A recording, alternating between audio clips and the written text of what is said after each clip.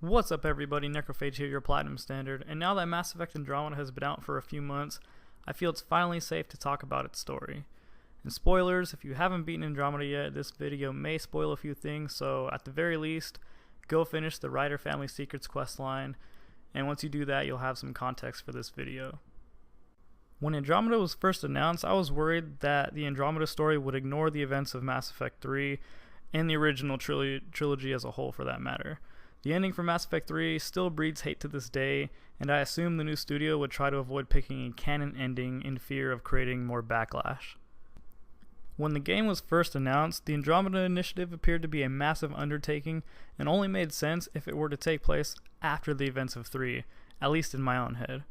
I believe this so much that I made a video almost 11 months ago detailing how I thought the new Andromeda story could fit well within the timeline of the original trilogy. I also accounted for the likelihood that older players would not get a definitive ending to the third game. With my theory, the new BioWare team had the freedom of telling this new story and didn't have to be concerned with referencing the older games so heavily. Now, I wasn't truly worried about the story of Andromeda until BioWare stated that the initiative voyaged off to the new galaxy during the events of Mass Effect 2. Now, this is a problem for a few very specific reasons, but I'll go into those in more detail as we move further. In the end, I was hopeful that the Andromeda story would elaborate on this and smooth over any continuity issues. This was not the case in the game at all. They did not smooth anything over, and in fact, I think they made this worse. In the game, after you become Pathfinder, your father locks away memories to hide away your family's true motive for joining the initiative, and hides who was really behind the start of the initiative. As you unlock these memories, we discover that Jen Garson started the initiative during the events of Mass Effect 2, and originally she had only planned for a handful of people to journey to Andromeda with her, as this project was self-funded and she didn't want it to get too big too fast because then she wouldn't have enough funds to keep it going. The Ryder family would finally join the initiative in order to cure their mother's sickness, and the cure inevitably wasn't achievable in the Milky Way galaxy. Unfortunately, Garson would eventually run out of money, and a secret benefactor would begin funding the project with one request.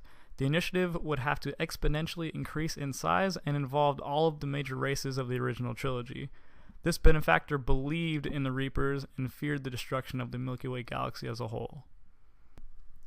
Now, this is where the story falls apart for me. For those who play the original trilogy, we know that the galactic state was very different than the Andromeda version would present. In 2, the alien races rarely got along with each other, and even worse than that, none of them believed in the Reaper threat besides a select few. Hell, even the Galactic Council didn't believe in Shepard's first-hand knowledge of the Reapers. In 3, when the Reapers finally did attack, he was able to rally all the races, pull all the resources together, and ultimately save the galaxy. Comparing this knowledge to the Andromeda story, the initiative wouldn't have been possible given the galactic relations of the time. Humans didn't have any pull with any of the other races until the third game, and the other races were either at war with each other or themselves during the entire game almost. Yet I'm supposed to believe that during this small window of time, somebody was able to convince over 100,000 different people of different races to join this huge project and search for a new home in a different galaxy together. I'm not buying it. Not one bit. An even more troubling question than that is, let's say the initiative was successful in avoiding the Reaper threat. Then why did they leave so many behind? Now, personally, I feel this story is pigeonholed around the fact that BioWare didn't want to select a canon ending for Mass Effect 3.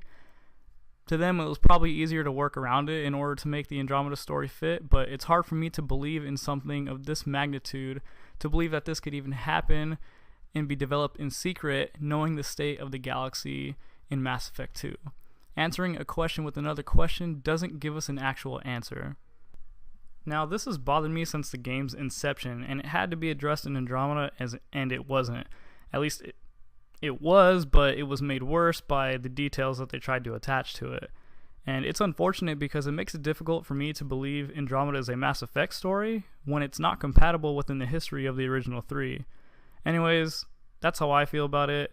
Am I blowing this out of proportion, or do you guys think that there's a way to fix this going forward? Unfortunately, it looks like Andromeda as a trilogy is on hiatus because of the poor performance it had at launch, but who knows, we'll see going forward. But anyways, if you guys have any comments for me, leave them below, and I hope you guys enjoyed the video, and I will see you guys next time. Maybe all that's left. Please, don't forget us. Keep us alive in your hearts, and tell your children of the wonders that once were. On behalf of the crew of the Normandy SR2, this is Dr. Liara Tassoni, signing off.